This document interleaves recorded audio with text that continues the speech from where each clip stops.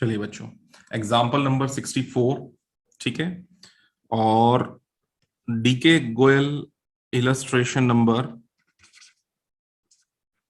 76।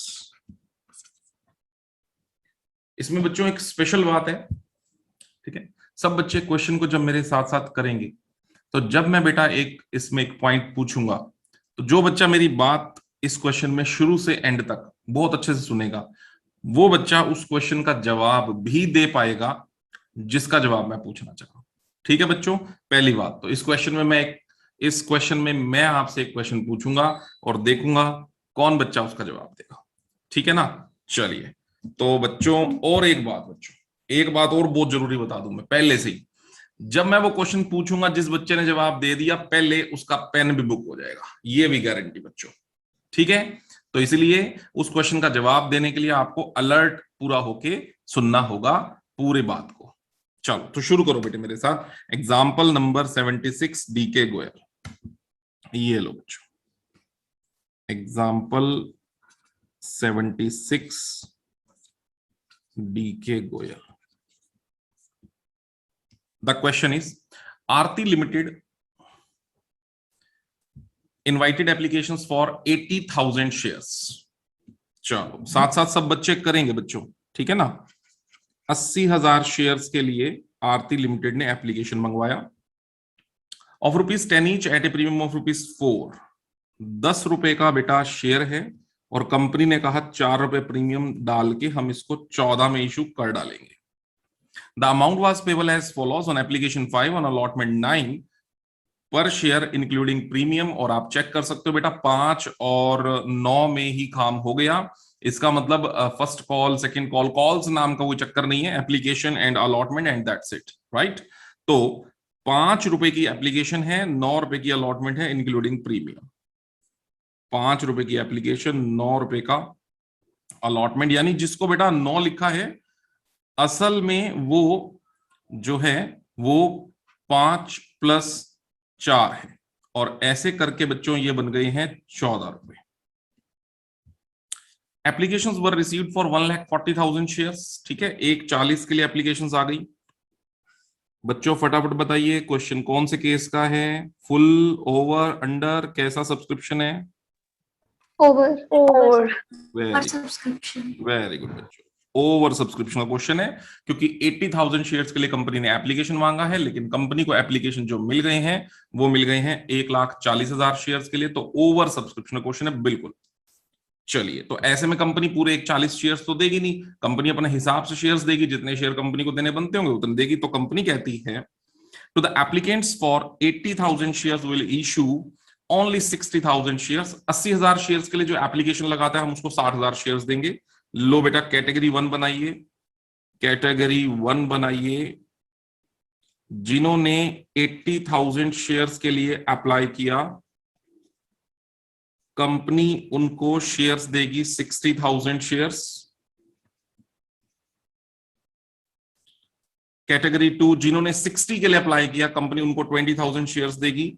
Category 2 जिन्होंने 60 के लिए अप्लाई किया कंपनी उनको 20,000 शेयर्स देगी। 2, उसके बाद money over paid on application was utilized toward some due on allotment। कहता है कि जो भी पैसा एप्लीकेशन पर एक्स्ट्रा आता है कंपनी उस पैसे को एडजस्ट कर देगी बच्चों, कहां पर? अलॉटमेंट में। तो बच्चों आपका क्या कहना है, क्या लगता है आपको कि ऐसे में अगर कुछ पैसा फर्स्ट कॉल मतलब इतना पैसा एक्सेस में आ जाए कि वो फर्स्ट कॉल तक एडजस्टेबल हो तो क्या एडजस्ट कर दूं बच्चों? नो सर, नहीं कर सकते बेटा, क्यों नहीं कर सकते जी? सर सिर्फ अलॉटमेंट पे करना है, फिर उसके बाद 2 बैंक कर देंगे बाकी। एग्जैक्टली, जब कंपनी ने लिख के ही नहीं बता रखा कि एक्सेस मनी फर्स्ट कॉल तक एडजस्टेबल है तो बिल्कुल भी एडजस्टेबल नहीं है, ये वापस करना पड़ेगा। ठीक है जी, ये भी हो गया, right. Utilize sum due on allotment. Rajeev who had applied for 1200 shares failed to pay his dues and his shares were forfeited. Rajeev who had applied for 1200 shares, ठीक है, ये लो जी, उसने क्या किया बेटा, fail to pay his dues. अब बेटा ड्यूज पे नहीं किए।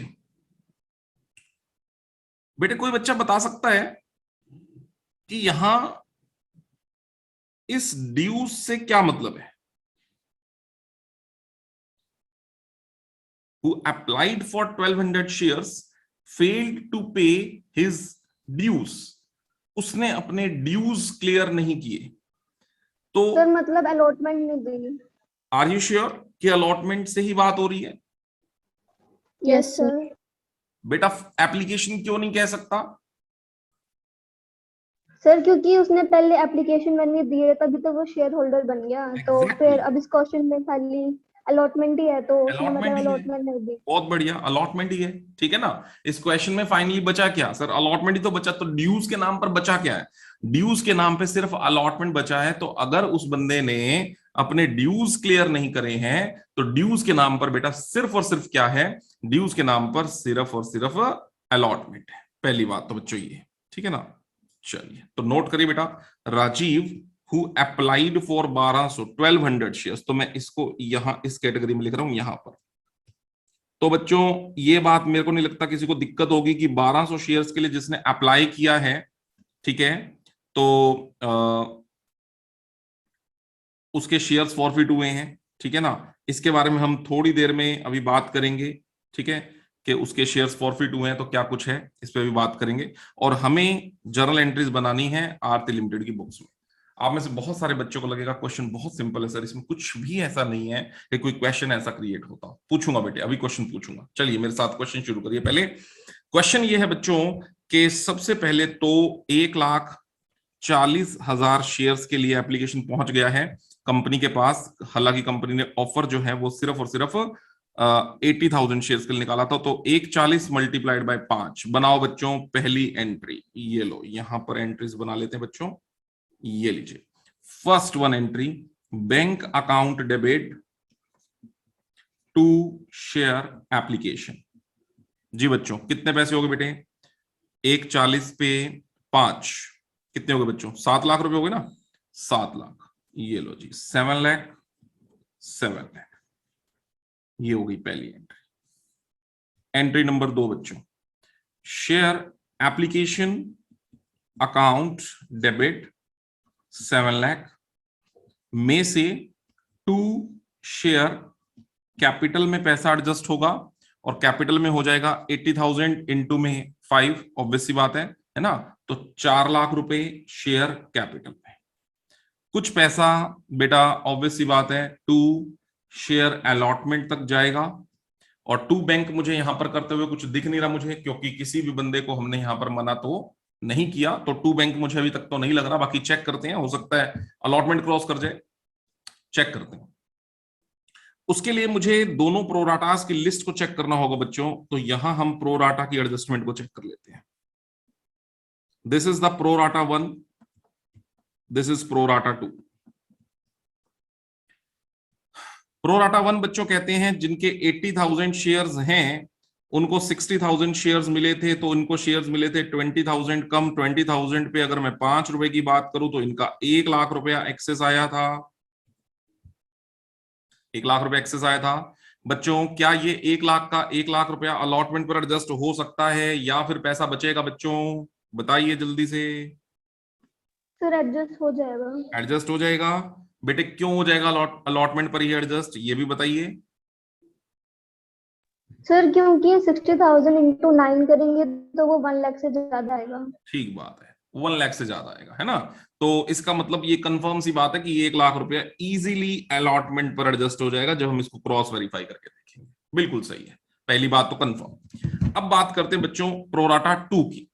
जिन्होंने 60,000 शेयर्स के लिए अप्लाई किया था उनको हमने केवल 20,000 शेयर्स दिए थे, 40,000 शेयर्स कम दिए थे। 40 मल्टीप्लाइड बाय 5 से अगर मल्टीप्लाई कर दूं तो इसकी एक्सेस मनी आई थी 2 लाख रुपए। तो बच्चों एक बार बताइए, क्या ये 2 लाख का 2 लाख रुपया अलॉटमेंट पर एडजस्टेबल है बच्चों या नहीं है? No sir. नहीं है। No sir. बेटे कितने अलॉटमेंट पर एडजस्टेबल है? अच्छा ये भी बता दो फिर। 1 लाख। 1,80,000। 1,80,000, बहुत बढ़िया, शाबाश बच्चों। 1,80,000 रुपीस, ठीक है ना। 1,80,000 रुपए ही केवल अलॉटमेंट पर एडजस्टेबल है,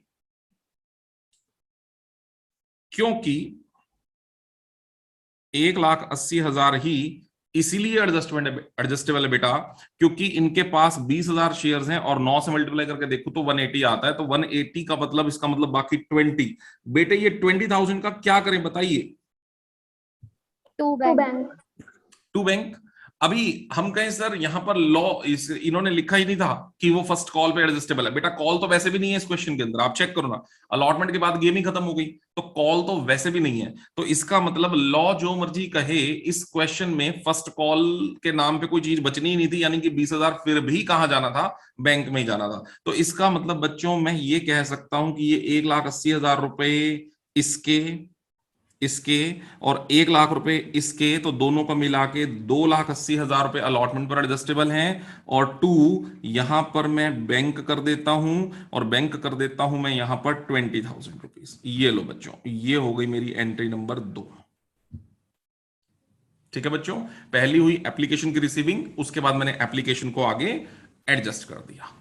ठीक है बेटे, अब ड्यू करो बच्चों आप अलॉटमेंट, एंट्री नंबर 3। तो शेयर अलॉटमेंट अकाउंट डेबिट, हाँ जी, 80,000 शेयर्स पर हम ड्यू करेंगे 9 रुपए, है ना। तो कितने हो गए बेटा? ये हो गए 7,20,000 रुपए में से 2 शेयर कैपिटल के नाम के बच्चों यहां पर ड्यू होंगे 5 रुपए। 4,00,000। हाँ, 4,00,000 रुपए। तो बाकी के बचे हुए बेटा 3,00,000, बाकी के बचे हुए 3,20,000 रुपए, है ना। 2 कंपनी कहेगी सिक्योरिटीज प्रीमियम रिजर्व के दे दो 3,20,000 रुपए। ठीक बात है, ये लो बच्चों, ये हो गया अलॉटमेंट ड्यू। अब मैं अलॉटमेंट की रिसीविंग लेता हूं, ध्यान रहे बेटा, ध्यान रहे। अब अलॉटमेंट की रिसीविंग लेते हैं। तो बैंक अकाउंट डेबिट मैं करना चाहता हूं टू शेयर अलॉटमेंट अकाउंट, ठीक है। Bank account debit to share allotment account. तो आइए बच्चों यहां पर अब इसके वर्किंग नोट में बात करते हैं। हमने यहां पर अलॉटमेंट जो ड्यू किया है वो ड्यू किया है 7,20,000 रुपए। ये लो, ये यहां पर मैं इसका वर्किंग नोट बना रहा हूं बेटे। तो मैं कहता हूं कि अलॉटमेंट का ड्यू अमाउंट है 7,20,000 रुपए। ये लो जी, अलॉटमेंट ड्यू 7,20,000। बच्चों क्या 7,20,000 आ जाएंगे बेटे? यस और नो? No sir. नहीं आएंगे। कितने नहीं आएंगे बेटा? 7,20 में से कितने माइनस कर दूं? लेस 2,80,000। ठीक है जी, 280। लो जी, 2,80,000 माइनस कर दो। तो बेटे फिर कितने आने चाहिए? इसका मतलब 7,20 में से 280 नहीं आए तो कितने आए फिर? 4,40,000। 440 हो गए। हाँ, 440, 440 आने चाहिए। ठीक है जी बेटे, क्या 440 आ जाएंगे क्या बच्चे? जरा चेक करो, क्वेश्चन को पढ़ो। No sir. नहीं आएंगे। Who applied for 1,200 share fail to pay his dues and his shares were forfeited. तो कितने रुपए इसमें से और माइनस कर दूं बेटे? 1,200 मल्टीप्लाइड बाय 9 क्या? No sir. नहीं सर, 1,200 इंटू 9 क्यों करें? क्यों सर नहीं करें पहले बेटे? अलॉटेड शेयर्स निकालेंगे इसके। पहले अलॉटेड शेयर्स निकालेंगे, बहुत बढ़िया, पहले अलॉटेड शेयर्स निकालेंगे। अब बच्चों मेरा क्वेश्चन आपके पास पहुंच गया, आ रहा है क्वेश्चन, सुनो ध्यान से। अलॉटेड शेयर्स निकालने के लिए बच्चों एक चीज की तो और जरूरत पड़ेगी कि कौन सी कैटेगरी का है, कैटेगरी 1 के या फिर कैटेगरी 2, है ना। ये तो बहुत जरूरत पड़ेगा, क्योंकि बेटे अगर ये कैटेगरी 1 का हुआ, ध्यान से सुनो, अगर ये बंदा कैटेगरी 1 का हुआ तो कैटेगरी 1 क्या कहती है जी? 80,000 शेयर्स को 60,000 शेयर्स है। कैटेगरी 2 कहती है 60 वाले को 20,000 शेयर्स है। अब मैं 1,200 को कितने शेयर्स अलॉटेड है बेटे, मुझे कैसे पता चलेगा? ये बच्चा मुझे कौन बताएगा? बुक वाले ने तो बताया नहीं ये कैटेगरी 1 है या कैटेगरी 2 है। हाँ बच्चों, अब मेरा पेन तैयार है, अब मैं देखता हूं कौन बच्चा दिमाग लगा के बताएगा। ये लो बच्चों, ये आ गया सर ये कैटेगरी 1 का है। ये कैटेगरी 1 का है, ये पेन है जी। हाँ जी, कैटेगरी 1 का बेटे देखते हैं कौन एक्सप्लेन करेगा। अदिति क्यों है बेटे कैटेगरी 1 का? सर क्योंकि उसमें दे रखा है कि 80,000 को 60,000 मिले हैं और उसने 1200 शेयर के लिए अप्लाई किया था, और अगर हम फर्स्ट कैटेगरी से उसके अलॉटेड निकालेंगे तो वो 900 आएंगे। तो फिर अगर हम 1200 शेयर्स और 900 शेयर का रेशियो निकालेंगे तो वो 4:3 आएगा, और वही रेशियो 80,000 और 60,000 शेयर का है। नहीं बेटे, ऐसे तो बेटा फिर मैं ये भी कह दूं, जिन्होंने 60 के लिए अप्लाई किया उनको 20,000 शेयर मिले थे, तो 1200 वाले को इस हिसाब से अगर मैं बात करूं तो 1/3 का मतलब हो गया 400 शेयर्स मिले होंगे। तो जो रेशो 60,000 तो वर्सेस, सर सर लेकिन अगर सेकंड कैटेगरी की हम रेशियो निकालेंगे तो वो तो मैच नहीं होएगी ना फिर। ले मैं कराता हूं बेटे मैच। ये देखो, ये देखो, ये 1 मिनट रुको। 6,000, 60,000, 20,000। तो अगर मैं इसको सेकंड कैटेगरी का मान लूं तो 1200 वाले को अलॉट किए होंगे 400 शेयर्स। ठीक है बच्चे, ये हो गया 3:1, और लो रेशो मैच है। 60,000 और 20,000 का वही रेशो है जो 1200 और 400 का है। बुक वाले ने तो आपको कहा ही नहीं है कि कैटेगरी 1 है या कैटेगरी 2। तो फिर ऐसा कैटेगरी 1 नहीं होएगी एक्सप्लेन बेटा, मुझे रीजन चाहिए वाई कैटेगरी। सर, क्योंकि कैटेगरी जो 2 है उसमें हमने पहली 1,80,000 निकाले थे, वो तो रिटर्न कर चुके हम पूरे 2 बैंक कर चुके 20,000। ठीक है, तो ये बंदा तो उसमें क्यों नहीं हो सकता बेटा? सर नहीं सारे सर, अमाउंट एडजस्टेड हो चुके हैं उसमें। सारे अमाउंट एडजस्ट हो चुके हैं? Yes sir. अच्छा, तो अगर सारा अमाउंट एडजस्ट हो चुका है तो भी ये उस कैटेगरी का क्यों नहीं हो सकता? सर क्योंकि उसको तो सारा अमाउंट एडजस्ट हो गया ना, और जिसने ड्यू नहीं करे हम उसकी कैटेगरी देखेंगे। और तो सेकंड ने तो मतलब सारे एडजस्टेबल हैं, फर्स्ट के ही वो रहते थे, तो फर्स्ट का ही तो फर्स्ट कैटेगरी में से ही डिफॉल्टर है कोई। आप ये कहना चाहते हो सेकंड में से डिफॉल्टर हो ही नहीं सकता बंदा? नहीं सर, नहीं हो सकता? सेकंड कैटेगरी में से कोई बंदा डिफॉल्टर हो सकता है बेटा या नहीं हो सकता? नो सर, नहीं हो सकता। उनकी तो सारी आई गई है मनी। उनके तो सारी आई गई है, बल्कि उनके तो जितने पैसे थे सारे एडजस्ट होने के बाद में कुछ पैसा हमने वापस 2 भी बैंक किया। भी किए। तो इसका मतलब उसमें से तो कोई डिफॉल्टर हो ही नहीं सकता। इसका मतलब कोई डिफॉल्टर हो सकता है तो फिर कौन सी कैटेगरी में से हो सकता है बच्चों? फर्स्ट कैटेगरी में से। फर्स्ट। अब 2-3 बच्चों ने मिला जुला जवाब दिया और मेरे लिए मुश्किल ये हो गई है पेन किसको देना है मैंने। है बेटे, जवाब किसने दिया था ये अब मुझे तो पता नहीं लग रहा। हाँ बेटे, अदिति ने दिया था, एकता ने दिया था, शगुन ने दिया था, या किसने नहीं दिया सर था? एकता ने दिया था पहले। एकता ने दिया था। चलो ये पेन हो गया बेटे एकता का। ठीक है, तो सर्वसम्मति से ये फाइनल होता है कि ये पेन की विजेता हो गई एकता। एकता बेटे मैंने ये रख लिया, कल मैं तेरे को दूंगा। ठीक है, चलो ओके सर। चलो बच्चों अब इसको करो कमिट। अब सबको बेटे ये पॉइंट समझ में आ गया होना चाहिए। मैं एक बार कुल मिला के बात को समाप्त कर दूं कि ये बंदा बच्चों कैटेगरी नंबर 2 में से नहीं हो सकता। रीजन बेटा बहुत क्लियर है, क्योंकि कैटेगरी 2 वाला बंदा डिफॉल्ट कर ही नहीं सकता यार। कैटेगरी 2 वाला डिफॉल्टर हो कैसे सकता है? उसके तो बेचारे के इतने पैसे एक्सेस हैं कि हमने वापस कर दिया उसको, तो वो उसके शेयर्स फॉरफिट करने का कोई राइट कंपनी के पास नहीं है। If the company is forfeiting the shares then obviously this person will belong to the category 1, and if this person belongs to the category 1, बस इतना ही समझने का था बेटा क्वेश्चन, और कुछ नहीं, बाकी सब ठीक था इस क्वेश्चन में, ये पॉइंट था। तो 1200 शेयर्स वाले के पास बच्चों नंबर ऑफ शेयर्स रहे होंगे 4:3 की बात करूं तो 900, है ना। इसके पास 900 शेयर्स रहे होंगे, तो अगर 900 शेयर्स बेटा इसके पास है तो 900 शेयर्स मल्टीप्लाइड बाय 9 कितने पैसे नहीं आए? 8100। 81। हाँ जी, एक मिनट, ये लो 8100 रुपीज नहीं आए। ठीक है बच्चों, तो 440 में से 81 और माइनस कर दो, कितने पैसे हो गए बच्चों? ये हो गए 4,00,000 और 31,900 रुपए। ठीक है, पर उसने 1200 शेयर्स के लिए अप्लाई किया था, तो 300 शेयर्स पर कितने पैसे बेटे? 5 रुपए। 5 रुपए। कितने हो गए? 1500 रुपए। तो वो ऑलरेडी दे चुका है। तो बच्चों अलॉटमेंट की फिर ऑल ओवर रिलीविंग आप जो है अमाउंट की रिसीविंग वो क्या लेंगे? 009 और 5 कितना हुआ? 4 1 3 सिर्फ 433,400। 433,400। लो बच्चों 4,33,400 रुपए, 4,33,400 रुपए। बस बच्चों इस क्वेश्चन में यही एक पॉइंट था जिस पॉइंट के लिए बच्चों मैंने क्वेश्चन को शुरू किया था। बाकी इसमें और कुछ नहीं है। फॉर फ्यूचर की एंट्री बेटा आप लोग खुद बनाइए, जल्दी से कंप्लीट करिए बेटा इस क्वेश्चन को। ये वाली एंट्री आपको आपके ऊपर छोड़ दी है, इसको कंप्लीट करिए, फिर एक टॉपिक और कराता हूं, कर लीजिए बेटा। चलिए बच्चों अब ध्यान से मेरी बात सुनो बेटा। Example number 71 of the file, utilisation of the excess application money for securities premium. ध्यान से बेटा सुनो, टॉपिक क्या है ये। जब एप्लीकेशन पर इतना पैसा फालतू आ जाए, ऑब्वियस सी बात है वो पैसा कहां एडजस्ट होता है सर, वो अलॉटमेंट पर एडजस्ट होता है। और अगर अलॉटमेंट पर प्रीमियम भी हो तो अभी तक के क्वेश्चंस में हम इस बारे में सोचते ही नहीं है कि उसमें से शेयर कैपिटल का पैसा कितना है और प्रीमियम का पैसा कितना है।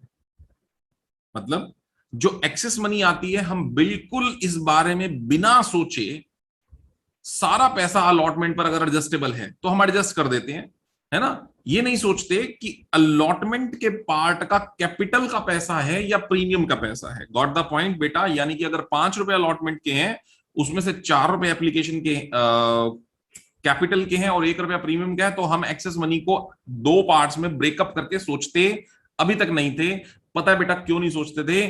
क्योंकि एक्सेस मनी इतनी आती थी कि उसमें सिर्फ और सिर्फ कैपिटल वाला पोर्शन ही एडजस्ट होता था और पैसा प्रीमियम तक नहीं जाता था। पर अब हम जो क्वेश्चन कर रहे हैं, जिस कैटेगरी वाले क्वेश्चन, उसमें एप्लीकेशन पे इतना एक्सेस आएगा कि कैपिटल यानी अलॉटमेंट पे जो कैपिटल वाला पार्ट होगा वो एडजस्ट हो जाएगा और पैसा प्रीमियम तक जाएगा। हमें उसके बारे में सोचना पड़ेगा, है ना। इस बात को पूरी तरह समझने के लिए बेटे पहले क्वेश्चन को लेना ही पड़ेगा मुझे। आइए जरा तो मेरे साथ साथ बेटे इस क्वेश्चन को करिए। Example number 71, X Limited applied for 2000 shares. Example 71, जो X है बेटा उसने 2000 शेयर्स के लिए अप्लाई किया था।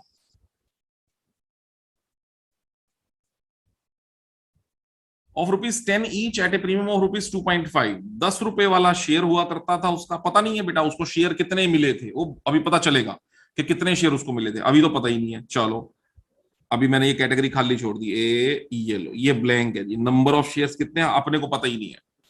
हाँ बस इतना पता है कि उसने एप्लीकेशन 2000 शेयर्स के लिए लगाया था। राइट, शेयर कितने का था बेटा? शेयर था 10 रुपए का। 2.5 रुपए जोड़ के 12.5 रुपए के अंदर इसको इशू किया गया। Fine, but he was allotted only, ये लो पता चल गया, 1000 share. He was allotted only 1000 shares. इसका मतलब बच्चों 2:1 में प्रोराटा इस बंदे के साथ बनाई गई थी। After having paid 3 per share on application, he did not pay the allotment money of ₹4.5 per share. 3 रुपए एप्लीकेशन के दिए उसने, 3 रुपए उसने एप्लीकेशन के तो दिए, लेकिन उसने 4.5 रुपए की अलॉटमेंट नहीं दी, जो कि है 2 + 2.5। इसमें ये 2 रुपए ऑब्वियस सी बात है शेयर कैपिटल वाला अमाउंट है और 2 रुपए 50 पैसे सिक्योरिटीज प्रीमियम रिजर्व वाला अमाउंट है। और ये पैसा उसने पे नहीं किया है। इसका नाम है मिस्टर एक्स। यस, इसका नाम है मिस्टर एक्स। ये लो साहब, यहां लगाता हूं मिस्टर एक्स का cross. And on his subsequent failure to pay the first call of ₹2 per share, और इसने 2 रुपए की फर्स्ट कॉल भी नहीं दी है, ये भी इसने नहीं दी है। एंड इस शेयर्स वर फॉरफिटेड, और यहीं पर बच्चों यहीं पर इस बंदे के शेयर्स हो गए फॉरफिट। इसका मतलब ये हुआ कि 4 और 3 7.5 रुपए और 2 9.5 और 12.5 पूरे करने के लिए 3 रुपए की एक बचती है सेकेंड एंड फाइनल कॉल, जो कि कंपनी ने इससे मांगी तक नहीं है। और इसके शेयर फर्स्ट कॉल के बाद यहीं पर इसके शेयर बच्चों कर दिए गए हैं फॉरफिट। इसका मतलब क्वेश्चन में ये बात कही गई है। फाइन, ठीक है। अगली बात बच्चों, give journal entries to record the forfeiture and reissue assuming that the company, अच्छा उसके बाद to pay the first and share were forfeited and reissue के बारे में ये वाली बात उसके बाद बोली गई है, जिसको मैं बाद में पढ़ूंगा, अभी मैं इसको पढ़ ही नहीं रहा। रीइश्यू के मैं अभी बात को डिस्कस नहीं करना चाहता। चलिए अब बच्चों मैं बनाना चाह रहा हूं इसका फॉरफीचर। सब बच्चे बेटा इसका फॉरफीचर बनाएंगे मेरे, तो बनाइए बच्चों इसका फॉरफीचर, सब बच्चे मेरे साथ बनाएंगे। बनाइए बेटे। उसके पास नंबर ऑफ शेयर्स हैं 1000, तो हम लोग ये 1000 शेयर बेटा करने जा रहे हैं फॉरफीट, है ना। हालांकि उसने अप्लाई कितने शेयर्स के लिए किया था, ऑब्वियसली 2000, पर उसके पास नंबर ऑफ शेयर्स कितने बेटा 1000 शेयर का फॉरफीचर बनाना है। फर्स्ट एंट्री बच्चों, फर्स्ट एंट्री यहां पर बनेगी share capital account debit. Yes बच्चों, मुझे बताइए कॉल्ड अप अमाउंट कितना लेके चलूं बेटे? 7। बहुत ही बढ़िया सर, 7 लेके चले, बहुत ही बढ़िया। क्योंकि इस इंसान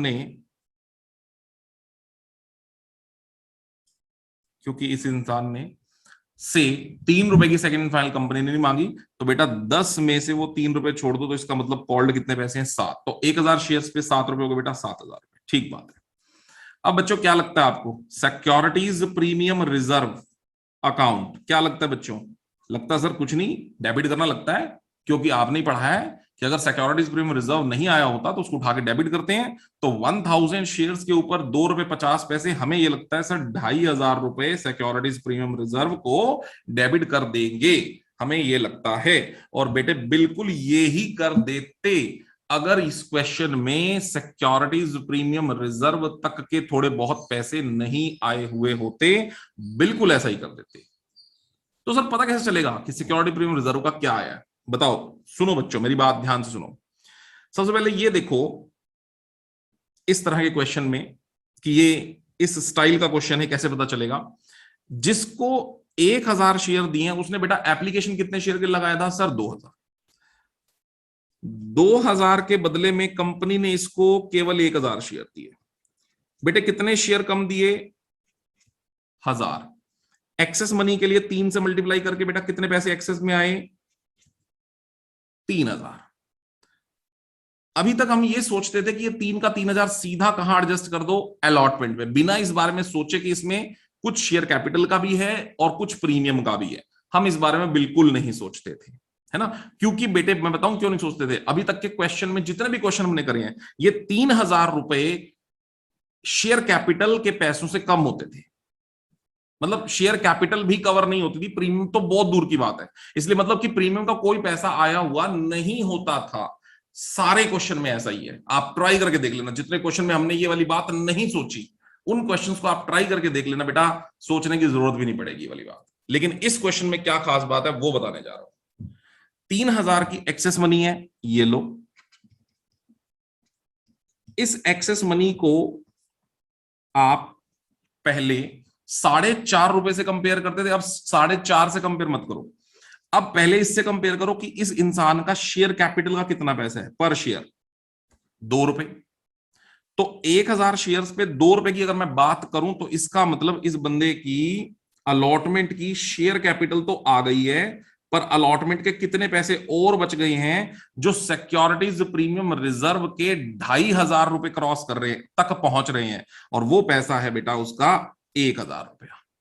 यानी 3000 की एक्सेस मनी में से 2000 रुपए तो उसके एडजस्ट हो जाएंगे शेयर कैपिटल पे, और 1000 रुपए उसके एडजस्ट हो जाएंगे सिक्योरिटीज प्रीमियम रिजर्व पे। सबसे पहले बच्चों ये बताओ क्या ये वाली बात आप लोगों को समझ में आ रही है? तब आगे बढ़ूंगा मैं। यस बच्चों एक बार बताइए, is it okay for everybody? Yes sir. हाँ जी बच्चों, और यस सर। बढ़ूं आगे? ये बात समझ में आ रही है? पहले ये वाली बात भी समझनी बहुत जरूरी है बेटा कि पहले क्यों नहीं सोचते थे। मैं दोबारा बता रहा हूं बेटे, पहले इसलिए नहीं सोचते थे, 3000 रुपए को जब हम कंपेयर करते थे तो शेयर कैपिटल की रिक्वायरमेंट इससे ज्यादा होती थी, जैसे कि 4000 शेयर कैपिटल के और 2000 प्रीमियम के, तो हम सोचते नहीं थे क्योंकि शेयर कैपिटल कवर नहीं हो रही थी। अब 3000 इतना बड़ा अमाउंट है कि शेयर कैपिटल के 2000 कवर हो रहे हैं, है ना, क्योंकि उस बंदे के शेयर कैपिटल के हमें चाहिए कितने पैसे? 2 से मल्टीप्लाई करके 2000 और 2.5 से मल्टीप्लाई करके 2500 रुपए उसके सिक्योरिटीज प्रीमियम रिजर्व के चाहिए, और हमने देखा 2000 रुपए कवर हो रहे हैं, फिर भी पैसा बच रहा है, इसका मतलब उसका 1000 रुपया सिक्योरिटीज प्रीमियम रिजर्व का आ चुका है। तो बच्चों कोई बच्चा बताएगा अगर 1000 रुपया सिक्योरिटीज प्रीमियम रिजर्व का आया है तो बेटे कितना पैसा सिक्योरिटीज प्रीमियम रिजर्व का नहीं आया है? एनीबॉडी? 1500 बहुत बढ़िया, यस 1500। एक्जेक्टली, यही मैं चाह रहा था कि आप लोग बता पाए। 1500 नहीं आया सर, क्योंकि 2500 आना था, 2500 में से 1000 तो आ गया, तो 1500 नहीं आया। तो बेटे जो नहीं आया बस उसी को डेबिट करेंगे ना, फिर ये लो, ये है पॉइंट। तो securities premium reserve account debit 1500 rupees only, right. अब बात करो आगे की, टू जो पैसा उसने नहीं दिया बच्चों, टू शेयर अलॉटमेंट। तो बस जितने रुपए उसने सिक्योरिटी प्रीमियम रिजर्व के नहीं दिए वही तो नहीं आए ना, तो अलॉटमेंट के कितने नहीं आए? 1500 ही नहीं आए। या तो ऐसे सिंपल देख लो, नहीं तो क्रॉस वेरीफाई करके देख लो बेटे। क्रॉस वेरीफाई करके कैसे कि 1000 शेयर्स पर 4.5 रुपए के हिसाब से 4500 रुपए अलॉटमेंट के थे, बनते थे, उसके कितने आए? उसमें से 3000 कितने नहीं आए? 1500, 1500 रुपए। पर हमें ये पता होना चाहिए कि 1500 रुपए ये अपने आप में ये वाले सीधे सीधे कौन से हैं? ये वाले 1500, यानी जो ऊपर सिक्योरिटी प्रीमियम रिजर्व डेबिट किया उसी के नाम के शेयर अलॉटमेंट के पैसे नहीं आए हैं। ये हमें क्लियर होना चाहिए माइंड के अंदर, ठीक है। देन ये लो बच्चों, टू शेयर फर्स्ट कॉल भी तो नहीं आई बेटे, फर्स्ट कॉल अकाउंट। हाँ बेटे कितने? 1000 टू 2000 है ना, और टू शेयर फॉर फीचर। हाँ बेटे अब फॉर फीचर का हिसाब बनाओ।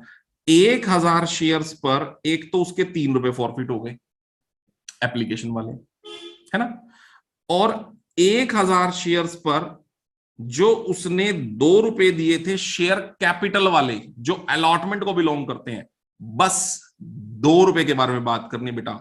नहीं सोचना इस बारे में सर उसके 3 रुपए पर शेयर आए हुए हैं, ना ना ना ना ना ना, क्योंकि 1 रुपया यानी 1000 रुपया वो तो उसका किस बात का आया था? सिक्योरिटीज प्रीमियम रिजर्व का। जिस 1000 रुपए को आपने डेबिट नहीं किया, बच्चों ध्यान से सुने, उसका 1000 रुपया सिक्योरिटी प्रीमियम रिजर्व का आया था 3000 में से। एक मिनट बस, ये 3000 रुपए की एक्सेस मनी है, इसमें से 1000 रुपए उसका सिक्योरिटी प्रीमियम रिजर्व का आया था और 2000 रुपए उसका कैपिटल का आया था। जो उसका ये शेयर कैपिटल का आया था इसको आप फॉर फीचर अकाउंट में लिखोगे, लेकिन इस 1000 रुपए को आप फॉर फीचर अकाउंट में नहीं लिखोगे, क्योंकि जो प्रीमियम आ जाता है उसको हम ना डेबिट करते हैं ना हम उसको क्रेडिट करते हैं। तो अगर आपने इस 1000 रुपए को शेयर फॉर फीचर में लिख दिया तो आपने तो उसको क्रेडिट कर दिया और आपने डेबिट इसको किया नहीं हुआ, क्योंकि डेबिट तो आपने सिर्फ 1500 किया है और वो 1500 जो डेबिट किया उसका कॉरस्पॉन्डिंग अमाउंट ऑलरेडी क्रेडिट 1500 रुपए अलॉटमेंट के नाम के हो चुके हैं। ये समझने की बात है बच्चों, समझ रहे हो? इसका मतलब टू शेयर फॉर फीचर में मैं क्या लिखूंगा?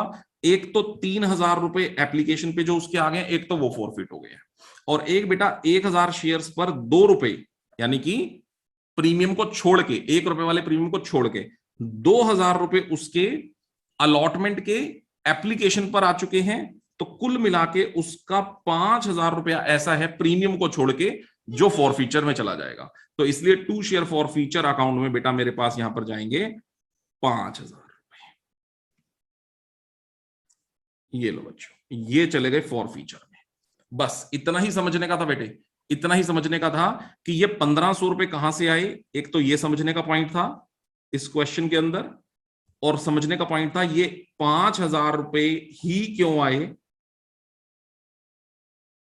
ये 6000 क्यों नहीं आए। 3000 ये और 3000 ये नहीं, 3000 एप्लीकेशन के और 2000 रुपए अलॉटमेंट के, ठीक है, एक्सक्लूडिंग प्रीमियम। ये समझने की बात थी, बस फॉर फीचर आ गया। अब बच्चों बनाइए इसका reissue. These shares were forfeited and reissued at the rate of 8 per share। तो कितने शेयर्स के रीइश्यू के बारे में बात हो रही है बेटा? 1000 इंटू में 8, कितने का रीइश्यू बनेगा? 8000 रुपए का रीइश्यू बनेगा। और कुछ बोला है उसने, as fully paid up. As fully paid up का मतलब बच्चों क्या होता है? एज फुली पेड अप का मतलब सर होता है 10 रुपए शेयर की फेस वैल्यू। तो मैं समझता हूं इसमें तो किसी को कोई दिक्कत भी नहीं होनी चाहिए। लो बैंक में पैसा आ गया 8000 रुपए, टू शेयर कैपिटल में पैसा आ गया 10,000 रुपए, और बाकी का पैसा कहां से उठाएंगे सर? शेयर फॉर फीचर से। और शेयर फॉर फीचर में हमारे पास कितना पैसा पड़ा था? 5 में से 2 यूटिलाइज हो गया, बाकी कितने पैसे बचे? 3000 रुपए। 3000 रुपए share forfeiture to capital reserve will be transferred. तो बच्चों बहुत सिंपल सी बात थी, बस इतना सोचने की बात थी कि जब भी आप अपने क्वेश्चन को शुरू करें तो आपको एक बार माइंड में ये जाना चाहिए कि ये क्वेश्चन इस कैटेगरी में तो नहीं आता, बस इतना एक बार माइंड में आना चाहिए। और इस कैटेगरी की पहचान बच्चों मैंने आपको बता दी है कि एक्सेस, लिख लीजिए बेटा ये पॉइंट, एक्सेस मनी, ये वाली बात लिखिए जो मैंने, ये फाइल में लिख लीजिए बेटा, फाइल में लिख लीजिए, excess money should be greater than the amount of share capital adjusted against allotment। Excess money कितनी थी? 3,000 रुपए। और शेयर कैपिटल का पैसा जो अलॉटमेंट पर मैक्सिमम एडजस्टेबल है वो कितना था? 2,000 रुपए, है ना बेटा, 2,000 रुपए। और 2,500 रुपए कहां पर एडजस्टेबल था? प्रीमियम पे। तो 3,000 रुपए इतने ज्यादा पैसे हैं कि शेयर कैपिटल के 2,000 एडजस्ट हो जाने के बावजूद भी अपने पास 1,000 बचता है। तो ऑब्वियस सी बात है ये 1,000 रुपए हमारा किस बात का बचता है? सिक्योरिटीज प्रीमियम रिजर्व का बचता है। और इसका मतलब 1,000 रिजर्व का आ गया, तो 2,500 में से अगर 1,000 आ गया तो कितना नहीं आया? 1,500 नहीं आया। और वही 1,500 डेबिट होगा और वही 1,500 क्रेडिट भी होगा। अच्छा, इस क्वेश्चन में एक और खास बात बताऊं बेटा, जितना ये डेबिट होगा ना सिक्योरिटी प्रीमियम रिजर्व, उतना ही शेयर अलॉटमेंट क्रेडिट होगा। क्योंकि ऑब्वियस सी बात है शेयर अलॉटमेंट के किस वजह से पैसे नहीं आए होंगे? प्रीमियम की वजह से ही नहीं आए होंगे। और जितना प्रीमियम की वजह से नहीं आया होगा उतना ही प्रीमियम आपने उठा के डेबिट किया होगा और उतना ही शेयर अलॉटमेंट का अमाउंट आपको क्रेडिट भी करना पड़ेगा। अब इस 1,500 को चाहे आप उठा के सीधा सीधा लिख दें या फिर ये सोच के लिखें कि 4,500 रुपए की टोटल अलॉटमेंट थी, में से 3,000 रुपए अलॉटमेंट के आ गए, तो कितने नहीं आए? 1,500 नहीं आए। ये अब आपकी सोच है कि आप इसको किस तरह से सोचते हैं। मेरे हिसाब से यहां पर अब माइंड अप्लाई करने की बिल्कुल जरूरत नहीं होनी चाहिए। आप सीधा सीधा 1,500 रुपए उठा के यहां पे लिख दें। और यहां इस 5,000 रुपए पे ध्यान दें, 6,000 मत लिख देना बेटा कि भाई एप्लीकेशन भी आ गया और प्रीमियम अलॉटमेंट के नाम के 3 आ गए। 3 नहीं आए बेटा, अलॉटमेंट के नाम के प्रीमियम को छोड़ के 2,000 आए हैं। तो 3 + 2 5, ना कि 3 + 3 6। तो बच्चों ये एक ऐसा पॉइंट था बेटे जो मैंने आज आपको दोनों पॉइंट इंपॉर्टेंट जो मैं समझता हूं हैं वो कराए।